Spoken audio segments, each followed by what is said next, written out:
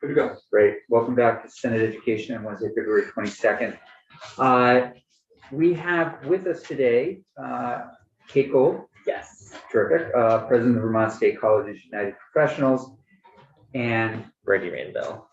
Rainville, who is the VSCUP Johnson Chapter Chair. I have Linda Olson on. Linda has the flu, so she was not able it's to join probably us today. for the best. And I'm actually the Linden State College, or that's our old title, sorry. Okay. Our Linden campus chapter chair for the VSCUP, and I'm the AFT Vermont VP for political action. Terrific. Okay, So. thank you for that clarification. We're pleased to have you, and we're talking about the state library, the administration's decision to transition libraries. And we did hear a little bit from the the president and the provost last week. And I think we also may have heard from somebody else. I'm sorry, it's been already one of those weeks since Wednesday. But we're thrilled to have the two of you here to talk to us as well. Thank So you. with that, the floor is yours. We're happy to be here to provide some different context than you might receive from the folks making the decisions.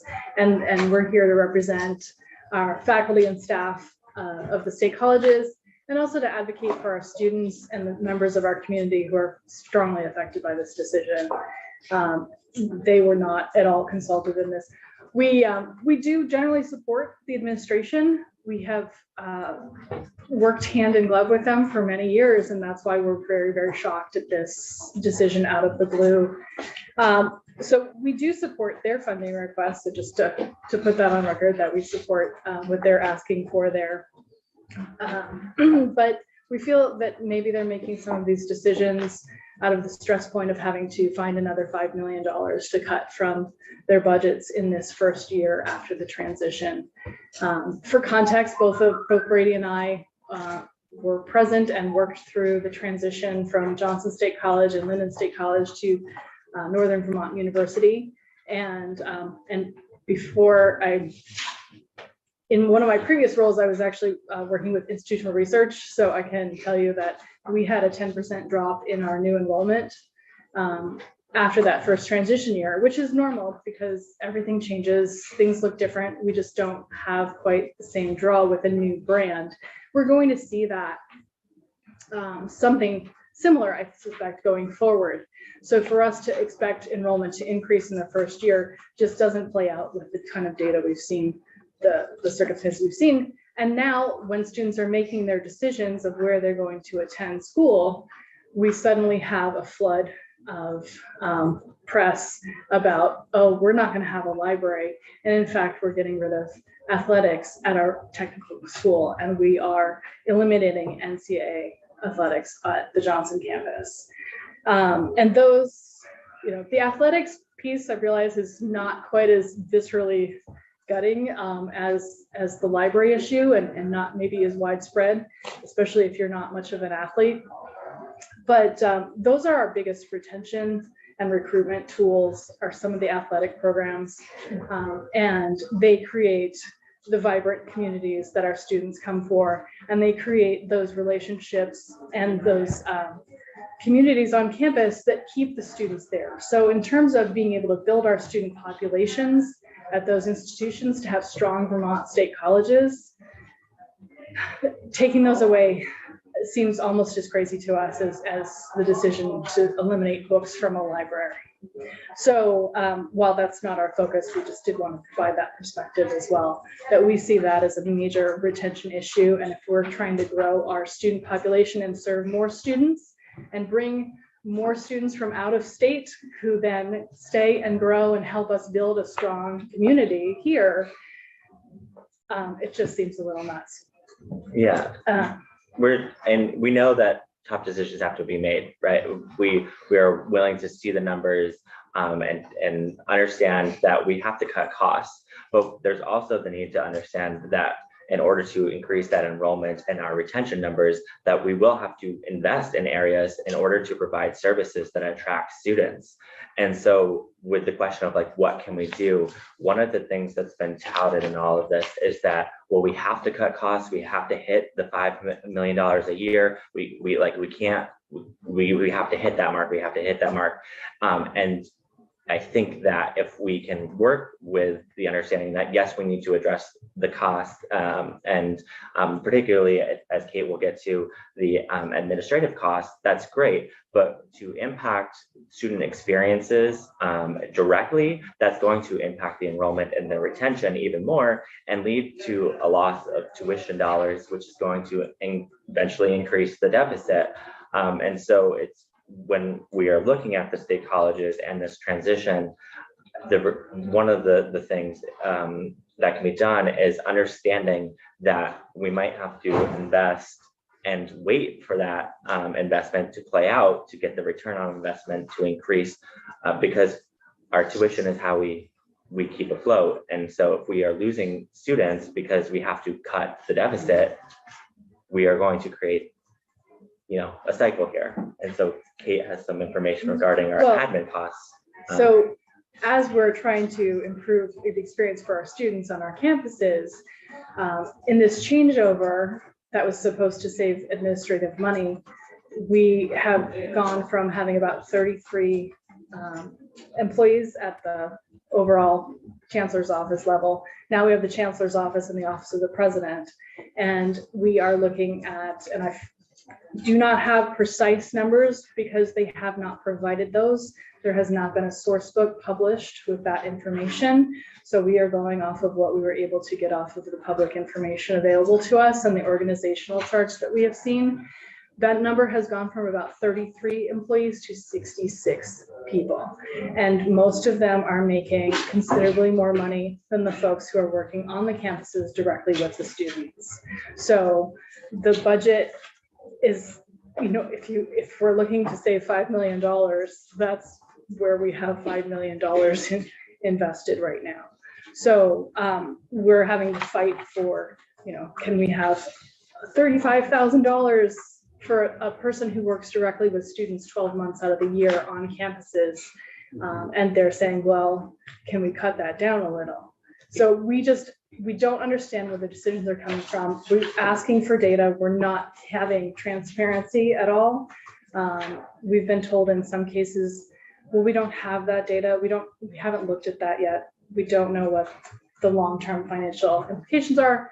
We've been told you can save $500,000 by cutting these library services. But when we ask how much it will cost to switch to a digital system, we're not getting any answers. Ms. Gold, if I could just Yes. So you posed these, you sat down with the administration on this, I suspect, right? Regarding these questions. Yeah. Yeah. So when you say you're not getting, it's the chancellor or the president or the provost, somebody's saying to you, Yeah. it's not, they're willing to sit down. They've had this. We've had open sessions. Okay. We've had So I make meetings sure that via, kind of thing is happening. yes, via Zoom. We've had them Great. come to campuses, but there's been no answers forthcoming. I see. That's how. We've merely been thanked for our comments. Yeah, and that's another goal is oversight with this, because we need to make the data-driven decisions. And the only data we've actually seen is what you've seen and questioned regarding the library and that survey that was sent out to students. And if that's the only data we've seen for either of these decisions, it's pretty alarming, because you can't be making decisions based off of that collection. And just for context, there's 60 students at the Randolph campus that will no longer have competitive sports. There are 40 students at the Johnson campus that will lose their sport because there's no NCAA or USCA teams.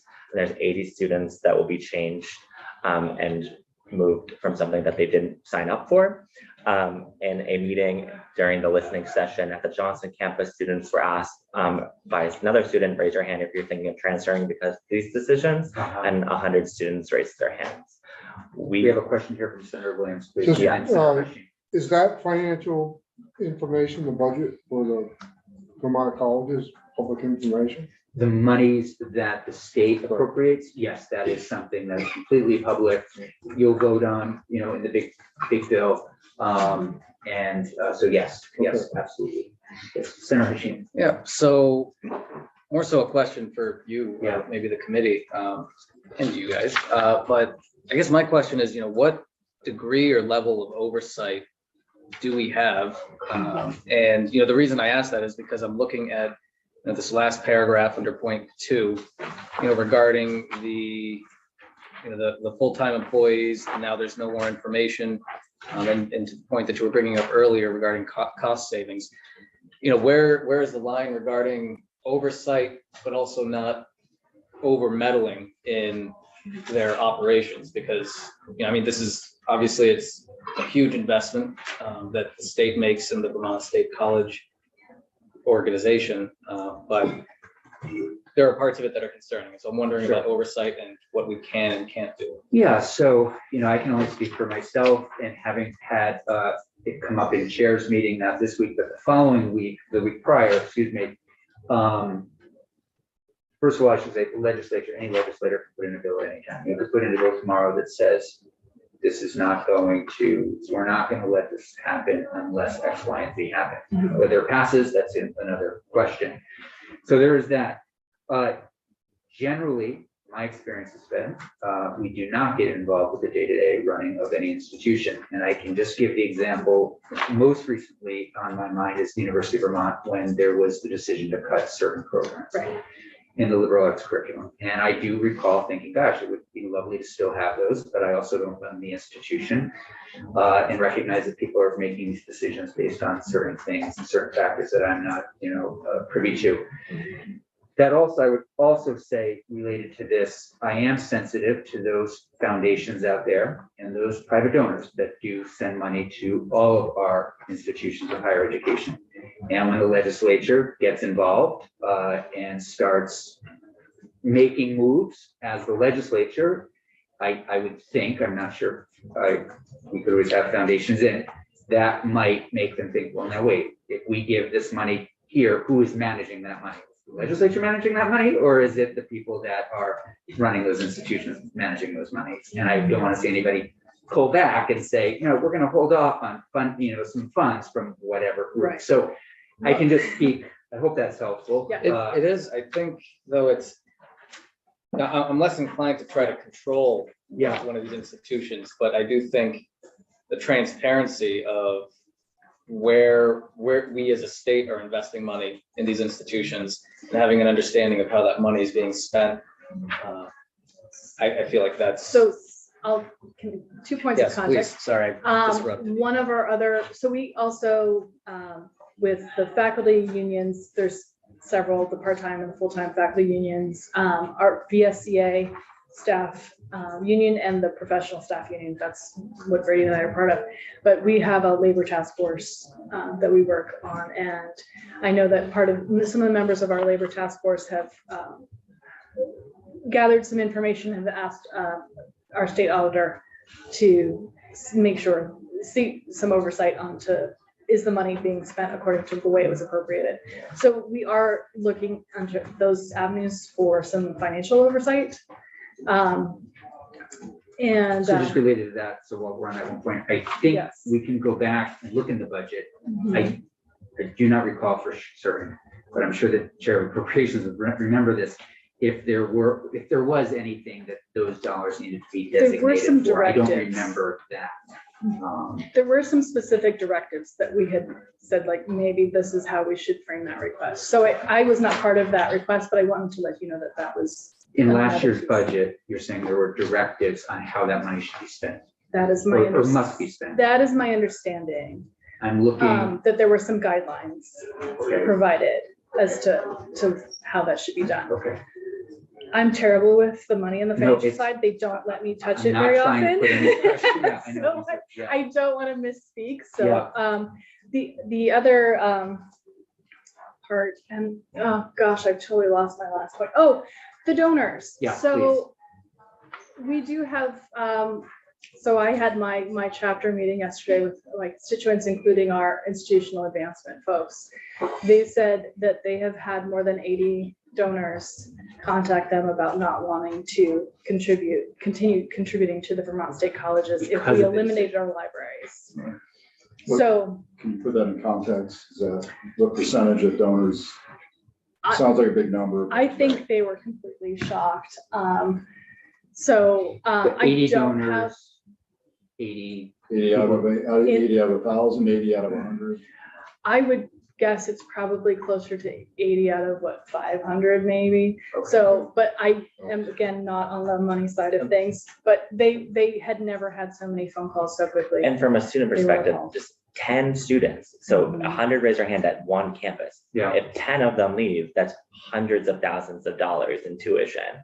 And particularly, again, with the library, there's that decision. With the athletics, this is out-of-state students often, and our BIPOC students who are contributing to the diversity of our campuses. The Johnson and Randolph campuses, and with the athletic decisions in combination with the library positions, are going to be having a huge hit in enrollment and retention. And with the investment that the legislator has put into VTSU to make us exist, the goal back in 2020, when we stopped the campus closure, was that we were going to have residential undergraduate campuses. This is going to directly impact the ability for that to succeed. And so this is why I think it differs from the UVM situation, because UVM was still going to be able to exist and go forward. I try not to be hyperbolic.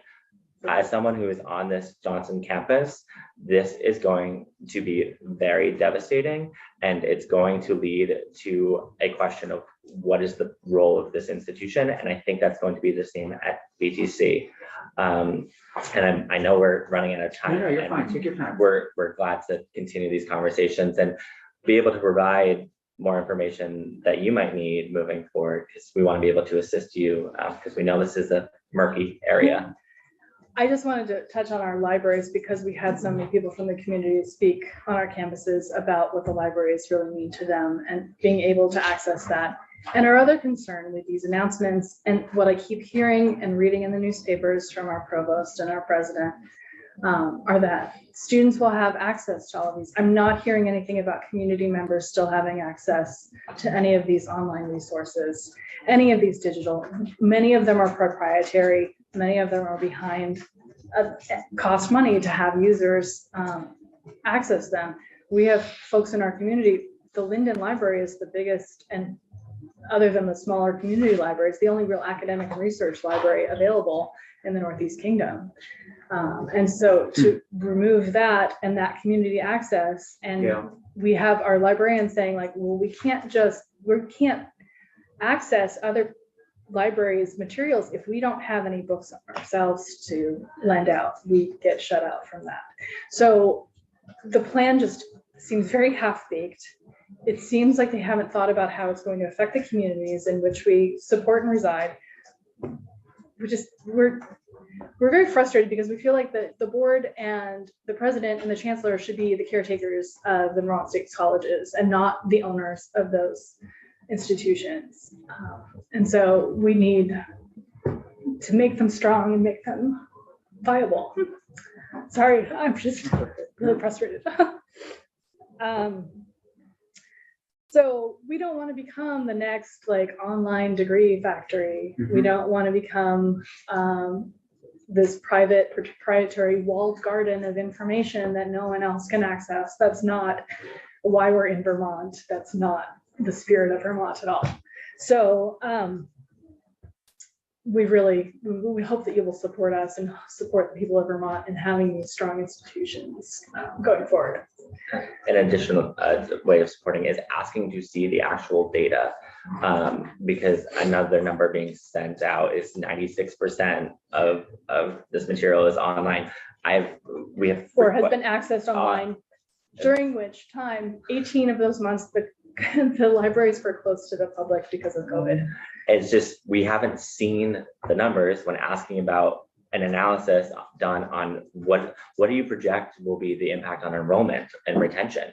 This hasn't been done. It's really alarming. We understand again that there needs to be cuts, but the fact that they're starting with these direct student services and not with administration is alarming. And we're willing to look at numbers as unions and say, you know, this makes, we might not agree with the direction, but we see how this makes sense from a financial and student directive. And with this decision in particular, there has been, even if there is evidence, they haven't come forth with it. There's been no transparency. I know for myself personally, I was waiting to see, I was like, there must be some cost savings. It must cost thousands of dollars or hundreds of thousands of dollars to be in the NCAA. It costs $2,000 to have an NCAA membership. There's no financial repercussion for the compliance issue that they are touting. So a financial decision impacting hundreds of thousands of dollars, maybe millions of dollars in tuition based off of no financial, no retention analysis is really. Timeline, what's the timeline of this? Do you know? Well, so the administration keeps saying we're listening, but we're sticking with the decision. So to me, that doesn't mean listening. Yesterday, I don't know if you were able to pop in upstairs, but there were over 100 people up there with 30 students. I think there's a waiting game of thinking that we're just going to get over it and move on. So timeline wise, I guess July 1st is when they've made the decision to officially switch to libraries. Athletics, they have a year out of that.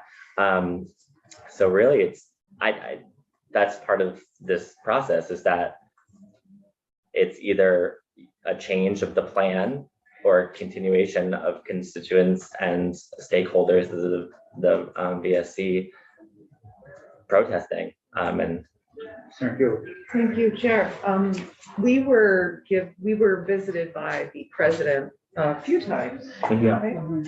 And some other administrators in the college system. And what I recall, and please committee members correct me if I'm wrong, was we were presented with what seemed like an exciting plan for the future. None of this was mentioned. There were no cuts mentioned to us that I can At that point, I recall. don't recall, so. But it did seem like there was a relatively exciting plan around technology and I don't remember the specifics, but it sounded very technologically based. Can either of you speak to that, Yeah. those ideals that we heard about and what your thoughts are in those? I will just say that we have not heard a lot of those on the campuses. I would say, so we have transformation committees that are comprised of mostly staff and faculty across the institutions working together on proposals. And there was an athletics and there was a library committee who came up with lots of exciting ideas, libraries about expanding opportunities for online digital resources, athletics of ways of trying to invest strategically to bolster those areas. Neither of those committees had any plan that resembles what was announced. They were taken back after working over a year on creating ideas, completely ignored. This decision was made in a small group, not even the full cabinet voted, and there wasn't even representation on each of the campuses when I asked regarding that question of someone who is housed or who is located at those campuses a majority of the week. They might visit occasionally. So again, alarming issues with why this was made, how this was made. When asked who proposed this idea, have not been able to even get an answer to that. Was it from someone in these areas? Was it from higher up? So again, the transparency is alarming. But the And cuts regarding, notwithstanding, you don't feel well informed about the future mission and vision of the school? No, they've taken this approach where they put condensed information and they send out an email maybe once a month.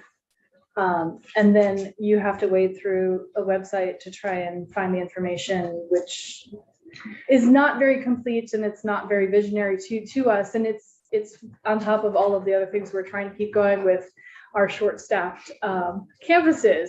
So they've made it very hard to access the information and participate knowledgeably in that process. yeah, it depends on who you know. My supervisor is well from my area, so I'm able to feel comfortable about my area, but that's not the same for It everyone. feels a little bit like terms of service, all the information is there, but can you really access the Find it, right, information? Right, Um, okay. Thank you. Thank you for your No. you're- indulgence no, this with is- your this is- time. Yeah, we're not kicking you out. This is very helpful. Yeah, I just have to- And yeah, Senator, if you're looking to leave, but we have a few more minutes. So. And we'd like to say as well, like, we would be happy to help provide that information and that context with the community and what our students are seeing and experiencing. Because I feel like our administration is very good at packaging things and presenting them sometimes, but leaving out a lot of information. And if you don't know what questions aren't being asked, it's very hard to ask them. So it's hard to see what isn't there. Yeah, and I believe, Yeah. oh, go ahead. No, that's just, I was thinking, this is definitely, in my opinion, this is something that warrants further conversation. It's kind of a balance between how much do we want to interject in what an administration is doing, but also, how do we balance the oversight of where the state is investing all this money and what they're doing with that money? And then the third piece of, hearing what the students and the workers are experiencing in this process. So, Yeah. And I just want to say, I still believe we can get to the a thriving VTSU where we can lower lower the cost for these services. And we just want to be part of that process as staff, faculty, and students. Sure. And I mean, you've seen now at least twice with 2020 with the campus closure proposal, and now that these are really vital parts of our communities, and I think everyone wants us to succeed, and that's why it's really alarming when we have to question the leadership and what is the direction that they want to take us in. And I would say, like, everybody has worked so hard, our faculty and staff, and even our students as well, have worked so hard to, like, take us from that low point and carry us through COVID. And we were starting to see rebounds in our numbers, and we were starting to see our campuses come back to life. And so there's some really awesome things happening. I don't know much about this current plan, but I can tell you lots about some of the other things that we have going on. So we are really serving our Senator Williams. Do we have any kind of an idea of a timeline when these changes are going to be funded, actually made? July 1st. July 1st for the libraries I think it's of this year, and athletics will be July 1st of 2024. I'm just kidding. Years are going fast here. So the only thing, I mean, as the chair and as one senator can say is we can certainly engage more. The lift behind you is what has to leave this committee by the 17th. So I can't say that we're going to be, I mean, that has to be our priority. absolutely. Of course, if somebody puts in a bill, we can consider it. I also just have to say, so the engagement, the asking, trying to understand some of these decisions, I certainly, but I also want to leave you without promises in terms of the reality, in terms of our time. I also just, would encourage you to, anything that we do related to any money at all is going to go to the Appropriations Committee. Yeah. And from what I have heard from that committee is we're not going to get into the day-to-day management. So, can we ask questions? Can we understand different things?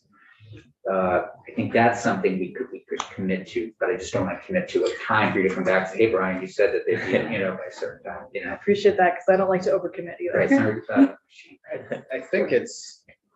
I think one of the challenges, I appreciate the point of, any of us can put in a bill for drafting, but it's also hard to put in a bill for drafting if we don't quite have the data of what money is being spent where and how much is being saved. And it feels like there's a big ingredient missing in order to try to make any meaningful change in this issue. So. Yeah, so that's great. So what would you like to know? That would be helpful, because then we can answer I that. think I have to think about Okay. what I would like to know. Okay, and then totally get fine, back totally to fine. something. Don't You know guys what you have- don't know, right? don't know what I don't know, Absolutely. but you guys have. And points. one thing that might be helpful is for us to provide committee members, just from when they have some time, look over last year's budget, look at the language in the budget specific, and I can ask Hayden to track that down so that everybody knows maybe the last few investments that were made, whether or not the legislature did, and if we did, how we directed certain dollars to be spent. Is that help? Would that be helpful as a Yeah. good start? Yeah. Okay, yes. Have we heard anything from the executive branch as for the administration? I have not. I have not. Yeah. And the only reason I just, don't want to overpromise is only because those bills do need to leave by March 17th, but I also recognize your concerns, and I can certainly tell you, I express my concerns with the rollout to the campuses. That could have been, in my opinion, done much better. Yes, sir. Regarding, finally, a question for you guys, regarding data points and information that is missing, could you send us some bullet points as to what data you feel is missing? Just something that's concise with, what, Yeah. that makes sense. Yeah, Be happy to. That's a great idea. And if you wouldn't mind adding some of the questions that you're trying to have answered, I think that would also be helpful. And maybe they're one and the same, but you mentioned a couple other questions that might not have had anything to do with data. That would be good. Perfect. yeah. No, we're understanding again of kind of how this is a murky area. We don't have expectations. We wanted to provide more context This because is helpful. I No, think I appreciate you showing we've up watched, yeah. and telling us. And I also deeply appreciate your commitment to these institutions. I mean, they are incredibly important institutions on the landscape of higher education in the state. We recognize that generally, sure, you get students from everywhere, but a lot of first-generation college students go to these institutions. That's a population that's extremely important to us. So thank you. We want them to thrive. Right. There is no question we want them to thrive. Yeah, the Johnson campus is over half first generation, half eligible. And there might be students that want to transfer, but they aren't going to be able. So that's another factor in this of like, what are we providing the students who don't even have? Again, that's one of the reasons we're existing, is because students might not have the choice to be able to go elsewhere. So we want to make sure that they're provided the same experience that they could get other places. We very, to sum up, we very strongly believe in our institutions, and we hope that you'll help us I keep them believe you. strong. Absolutely. Yeah. Yes, Yeah. Thank you so much. thank you. Terrific. Thank you both very much. All right.